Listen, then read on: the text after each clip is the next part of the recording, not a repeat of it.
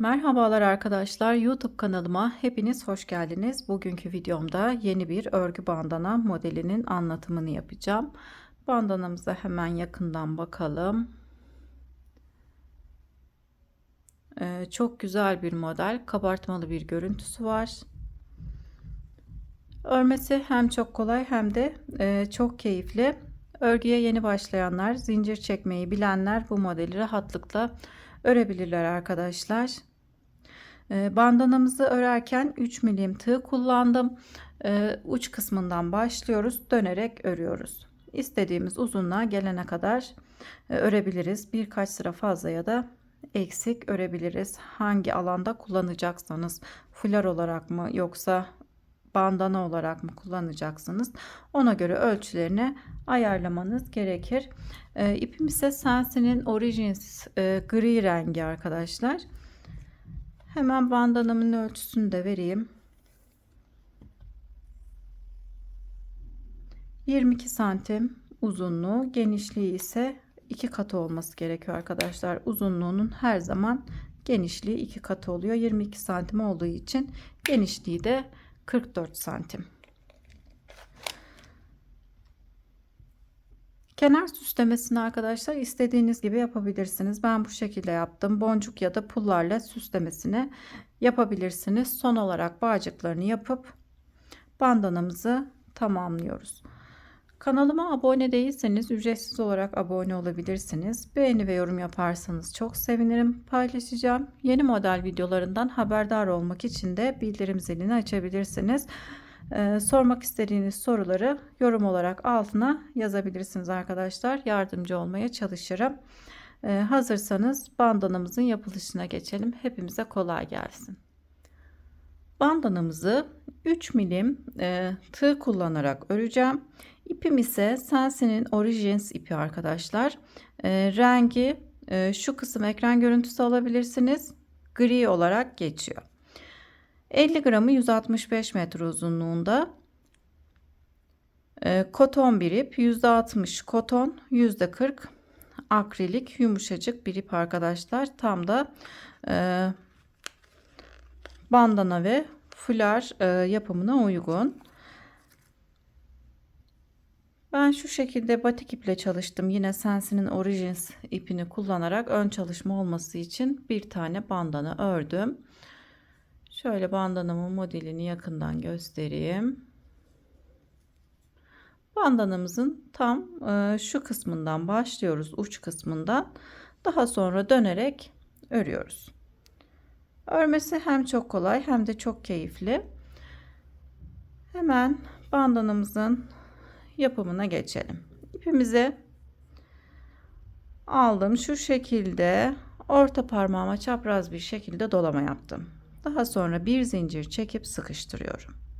Şimdi 3 zincir çekeceğim. 1 2 3 doladım. İpimi bu kısımda parmağımdan çıkardım halkamı. Halkamızın içine trabzanlar yapacağız. Doladıktan sonra trabzanımı yaptım, doladım. Üçlü trabzan yapıyoruz arkadaşlar. Şu şekilde 1 2 3 tane trabzanımı yaptım. Daha sonra 1 2 3 zincir çektim, doladım, halkamın içerisine girdim. 1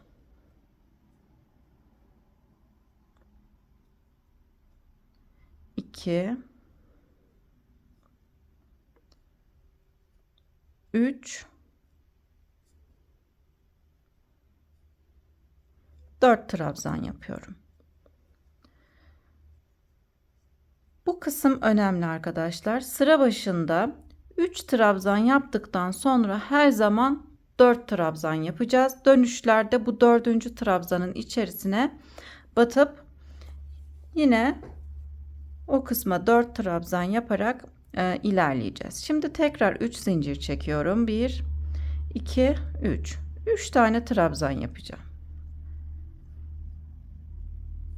3 tane üçlü trabzanımızı yapıyoruz.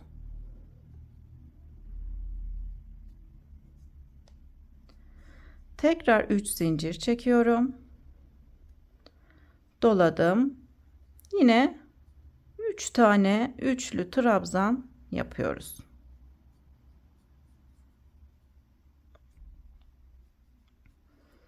Şöyle bir görüntü oluştu arkadaşlar. İpimi çekmeden bu kısmı göstereyim. Zincir çekerek çıktık. İlk çekmiş olduğumuz zinciri birinci trabzan kabul edelim. 1 2 3 3 tane üçlü trabzan yaptıktan sonra 3 zincir çektim. Daha sonra 4 trabzan yaptım. Her zaman sıra başında 3 trabzandan sonra 4 trabzan yapacağız. Zincir çekip 4 trabzan yapacağız. Diğerleri 3 trabzan olacak.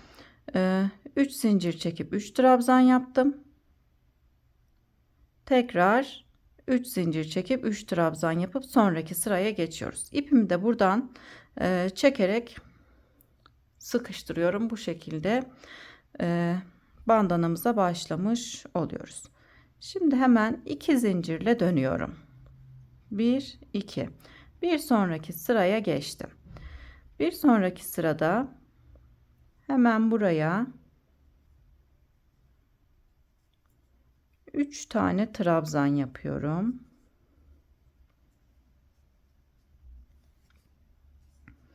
Üç zincir çekiyoruz. Doladım. Şimdi sıra başında ne demiştim? 3 trabzandan sonra 4 trabzan yapacağız. 4 trabzan yaptım.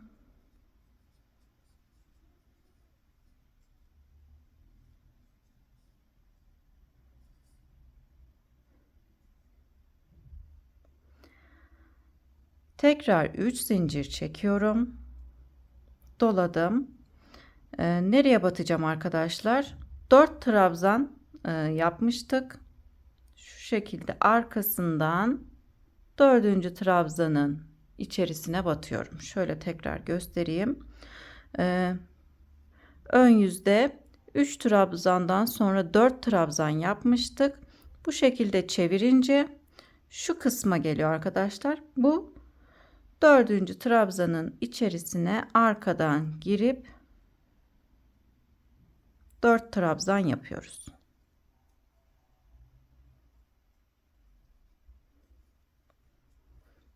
İki,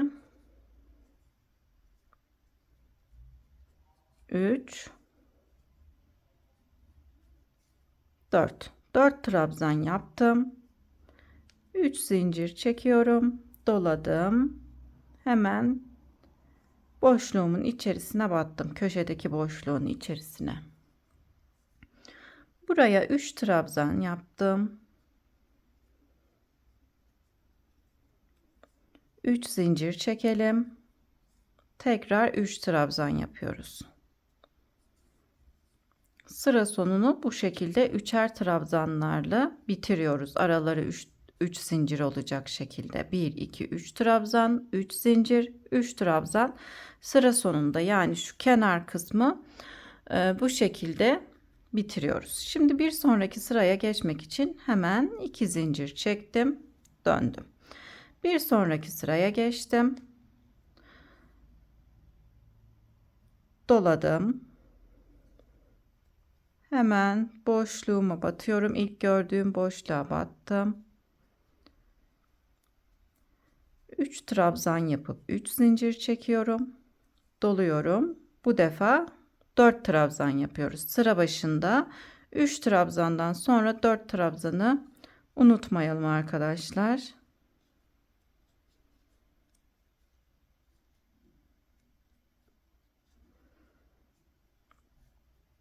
4 trabzan yaptım. 1 2 3 3 zincir çekiyoruz.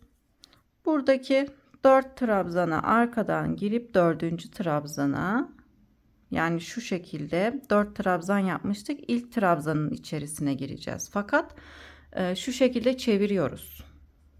Çevirdim. Buraya 4 trabzan yapıyorum.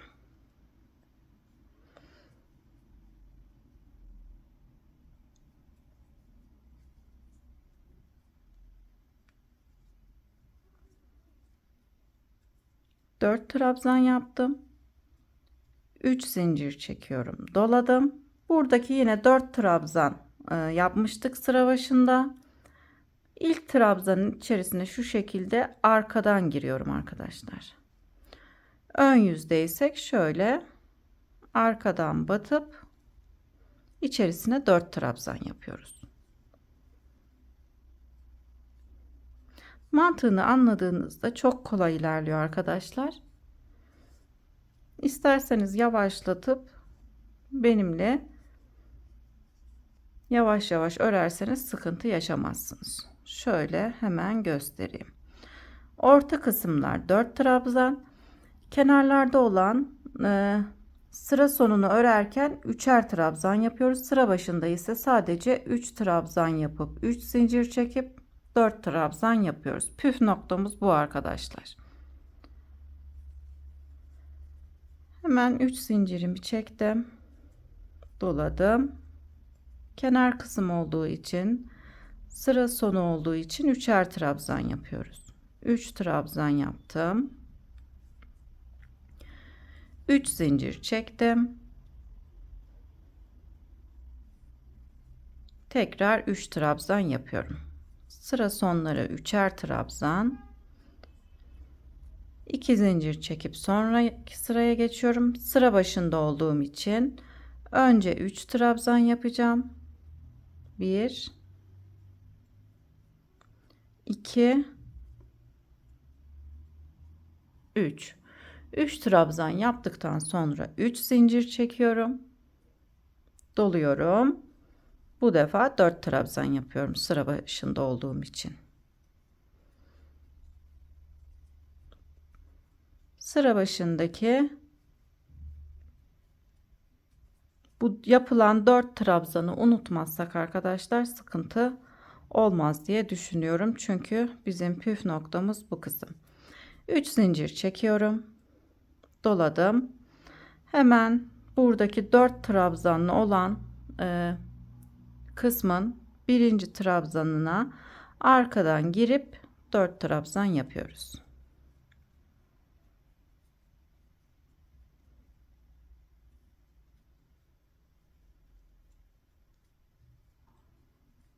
Hızlı anlattığımı düşünüyorsanız videoyu yavaşlatabilirsiniz arkadaşlar. Yavaş anlattığımı düşünüyorsanız da hızlandırabilirsiniz. 4 trabzan yaptıktan sonra 3 zincir çekelim. Doladım. Buradaki 4 trabzanın ilk trabzana şu şekilde arkadan girip içerisine 4 trabzan yapıyorum.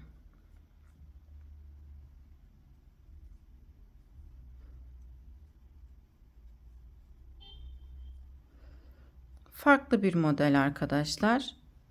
Mantığını anladığınızda çok kolay ilerliyor. Her renge de çok yakışan bir model. 3 zincir çektim. Hemen burada sıra başında 4 trabzan örmüştük. Birinci trabzana arkadan şu şekilde giriyorum. İçerisine 4 trabzan yapıyoruz. Bu şekilde ilerliyor.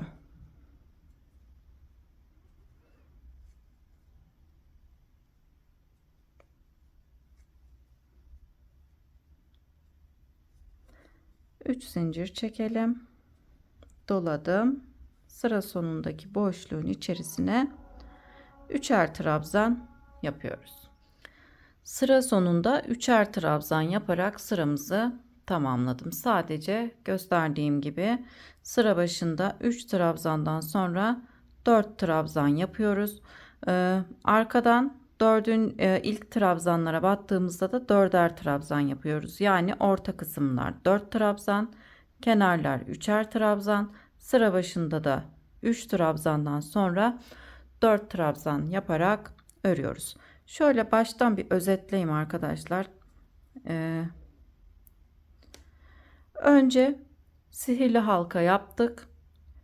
Sihirli halkamızın içerisine 3 trabzan, 3 zincir, 4 trabzan, 3 zincir, 3 trabzan, 3 zincir, 3 trabzan. Sonraki sıraya geçerken 2 trabzan. Hemen dönüyoruz. Sonraki sırada yani ikinci sıramızda 2 zincir çekerek ikinci sıraya geçtikten sonra 3 trabzan, 3 zincir, 4 trabzan, 3 zincir, 4 trabzan, 3 zincir, sıra sonu bitişlerde de 3'er trabzan yaparak arada 3 zincir olarak bitiriyoruz. Daha sonra tekrar zincir çekiyorum. Sonraki 3. sıraya geçiyoruz. Döndük.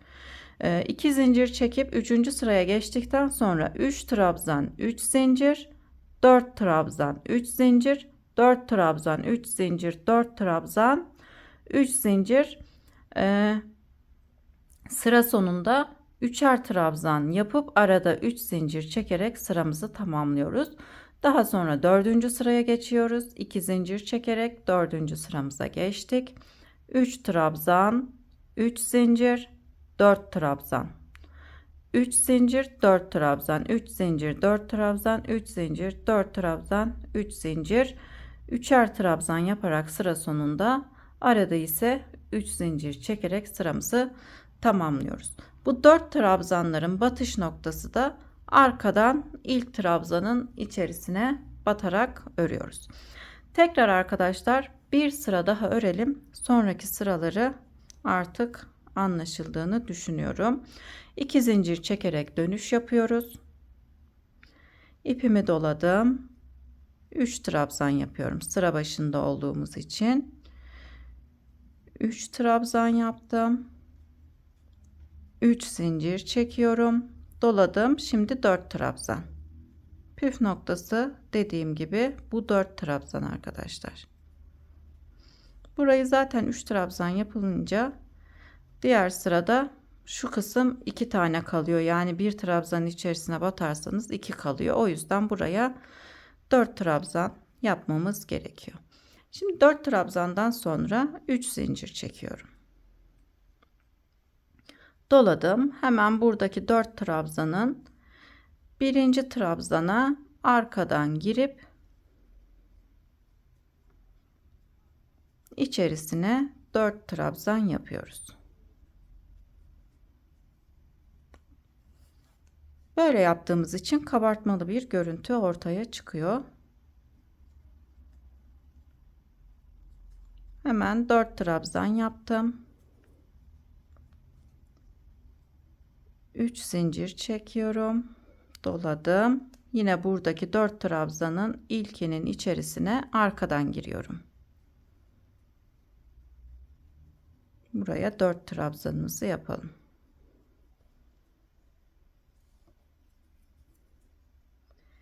İkinci trabzanımı yaptım. Üçüncü trabzanı yaptım. Dördüncü trabzanımı yapıp 3 zincir çekiyorum. 3 zincir çektikten sonra hemen yandaki 4 trabzanın ilkine arkadan girip buraya da 4 trabzan yapıyoruz.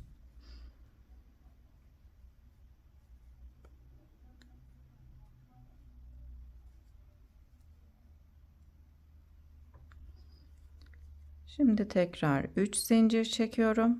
Doladım. Buradaki 4 trabzanın ilkine arkadan girdim.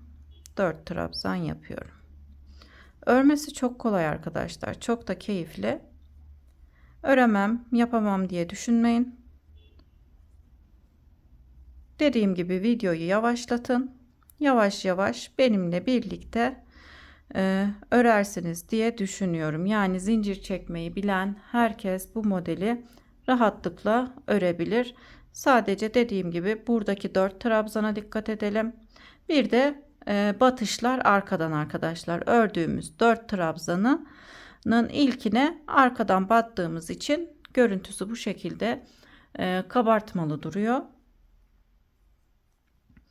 3 zincir çekiyorum. Doladım. En son sıra sonundaki boşluğumuzun içerisine batıp 3'er trabzan yapıyoruz. Sıra sonunda 3'er, sıra başında ise bir tane 3, bir tane de 4 trabzan yapıyoruz.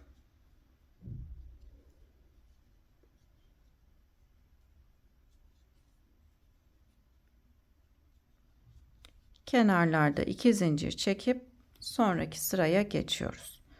Bu şekilde arkadaşlar. Şöyle hemen yakından göstereyim. Hep aynı sıralar, hep aynı. Bu şekilde örerek devam edelim. Hemen 3 trabzan yapıyorum. 1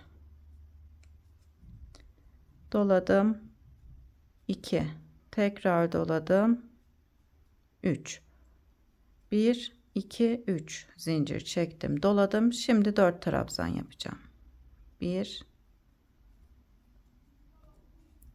2 3 ve 4. 3 zincir çekiyorum, doluyorum. Hemen gördüğüm 4 trabzanın ilkine arkadan girip 4 trabzan yapıyoruz. Bu şekilde örerek ilerleyelim arkadaşlar. İstediğimiz uzunluğa gelene kadar örüp gelelim. Şöyle tekrar göstereyim.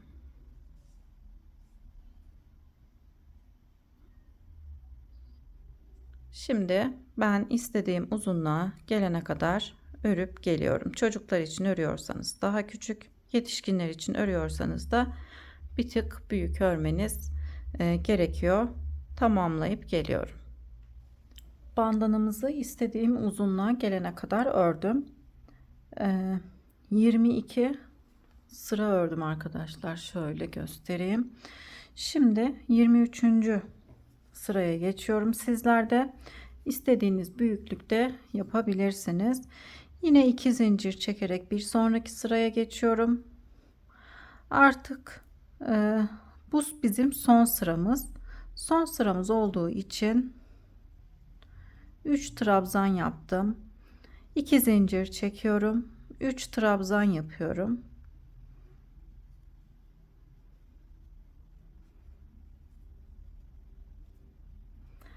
Üç zincir çekerek ilerlemiştik bu aralarda. Bu sırada sadece bir zincir çekiyorum. Bir zincir çekip doladım. Yine 4 tane trabzanımızı yapıyorum. Yine arkadan ilk trabzanın arasına girip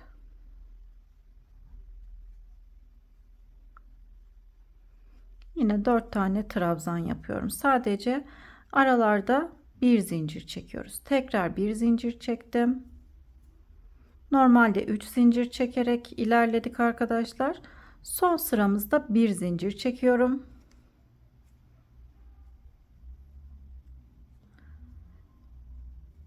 Dört tane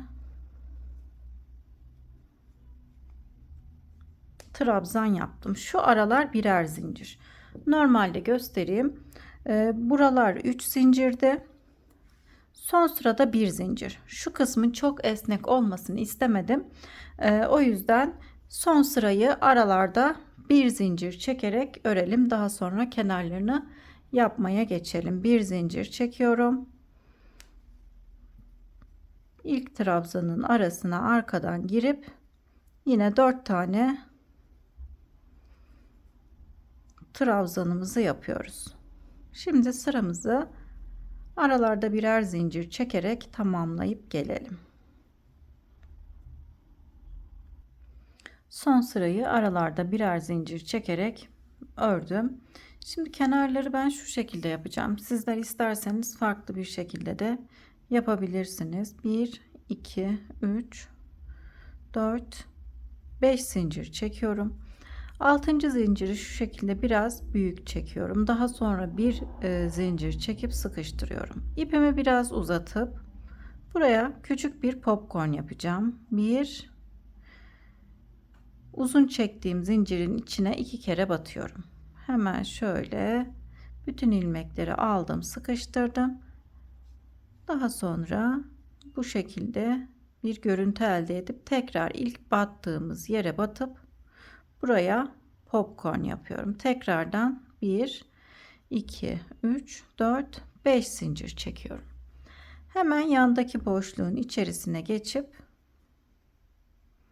sabitliyorum. İsterseniz buralara püskül de yapabilirsiniz arkadaşlar. Tercih size kalmış. 1, 2, 3, 4, 5 zincir çekiyorum. 6. zinciri biraz büyük çekiyorum. Bir zincir çekerek sıkıştırıyorum. Daha sonra ilmeğimi uzatıp doladım. Uzun olarak çekmiş olduğumuz zincirin içerisine batıp ilmeğimi bir kez çıkardım. Tekrar doladım. Yine aynı boşluğa battım. Çıkardım. Bütün ilmekleri toplayıp şu şekilde sıkıştırdım. Aynı boşluğun içerisine tekrar batıp buraya popcornumuzu yapıyoruz. 1, 2, 3, 4, 5 zincir çekip yandaki boşluğa geçiyorum. Ben kenarları bu şekilde yapacağım. Dediğim gibi sizler farklı bir şekilde kenar kısmının süslemesini yapabilirsiniz. Sonrasında bağcık yapacağız arkadaşlar. Şimdi kenarları bu şekilde örüp tamamlayıp gelelim. Kenar kısımlarının süslemesini bu şekilde yaparak tamamladım. Ben tek bağcığımı yaptım aykor tekniğiyle. Şimdi diğer bağcığı da nasıl yapıyorum sizlere de göstereyim. Birlikte yapalım. İpimi şöyle 2 metre kadar kenara alıyorum. Daha sonra